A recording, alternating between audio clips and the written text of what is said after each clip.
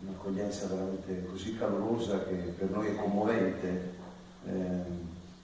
tra le più calorose di questo lungo giro internazionale che abbiamo fatto fortunatamente con questo spettacolo.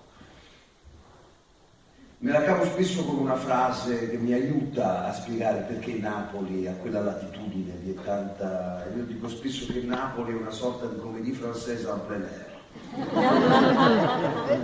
perché è una città che ha da una parte una straordinaria e nobilissima tradizione letteraria, filosofica, nelle arti dello spettacolo, attori, registi, teatro musicale. Il Settecento è stata una capitale delle arti sceniche. Stendhal, quando passeggiava a Napoli, diceva che non conosceva una città e una strada ricca e metropolitana come via Toledo a Napoli. Oggi